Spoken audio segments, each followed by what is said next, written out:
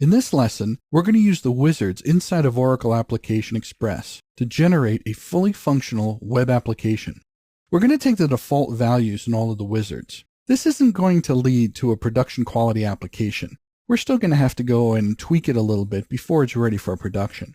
The main purpose of this lesson is to show you how easy it is to create a fully functional web application just by answering a couple of questions in the wizards. One of the really exciting things about Oracle Apex is that it generates all of the plumbing code underneath the covers for you automatically. What do I mean when I say plumbing code?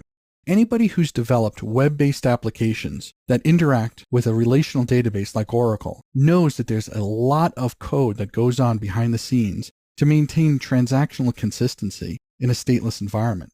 The web, by its very nature, is a stateless environment.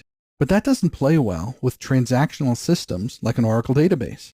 You have to maintain state somehow inside of your application to make sure that the information that gets written to your Oracle database is consistent in the way you want it. Oracle Apex handles all of that plumbing code for you automatically. When we ran through the demos earlier, we were on the page where we can select what type of Apex application that we want to create. We said we're going to spend most of our time using database-based applications, as this gives us access to the full amount of Apex features. So I select database on this page, and when I do that, you'll notice the steps within the wizard change. I'm now on the second step of the Create Application wizard. I have to give the application a name and a number. Most of the time, letting Oracle Application Express generate the number for you is fine. In some very rare circumstances, you may have to maintain a certain number from an application that's in test or dev or user acceptance testing before you move it over into production. Those cases are pretty rare, and most of the time, letting Apex generate a random application number for you is fine.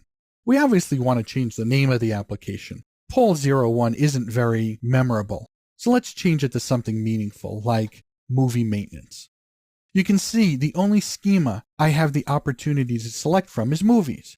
If you remember from the previous lesson, when we created the workspace, we said we are going to assign the movies schema to that workspace. As Oracle goes through and generates PL/SQL code for us, this is where the PL/SQL code will be stored, inside the movie schema inside of our database. We have the option of creating an application from scratch, starting with a home page, or using a previously created application model.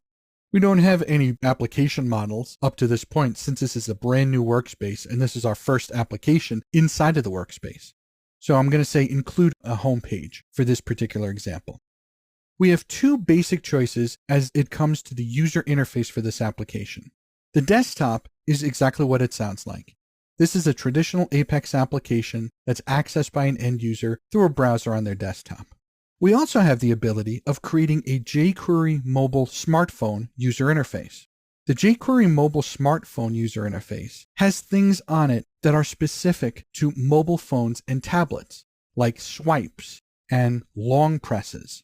It's very common to have applications that use both types of user interfaces. The landing page for your application may have a little bit of code in it that tests to see what type of browser is accessing the information. If the browser is a mobile browser, the user gets automatically redirected to a mobile version of the web page. If they're accessing it through a traditional browser, they get redirected to the desktop version of the web page. As part of the wizard, though, you have to specify one or the other.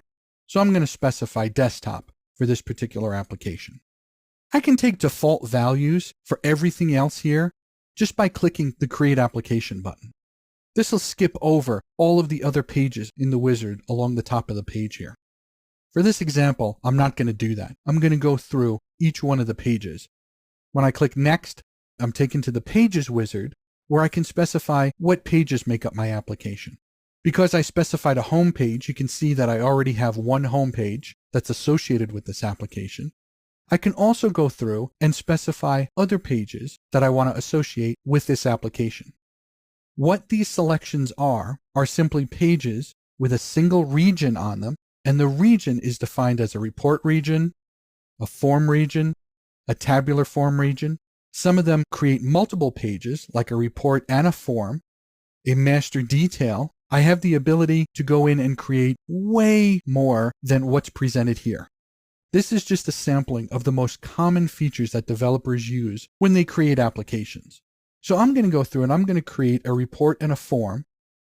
I specify which table the report and the form is going to be based on, and what type of implementation for my report, an interactive report or a classic report. If all of these features don't make sense to you now, don't worry. We're going to get to them as we talk about reports and forms and the different features that are out there.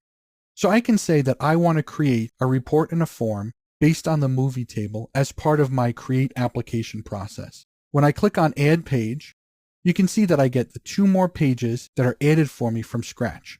One is a report that's based on the movie table, one is a form that's based on the movie table. You're not locked into these choices that you make here. You can go back later on, delete any one of these particular pages. You can modify the regions that are on these pages. You can completely change all of them around.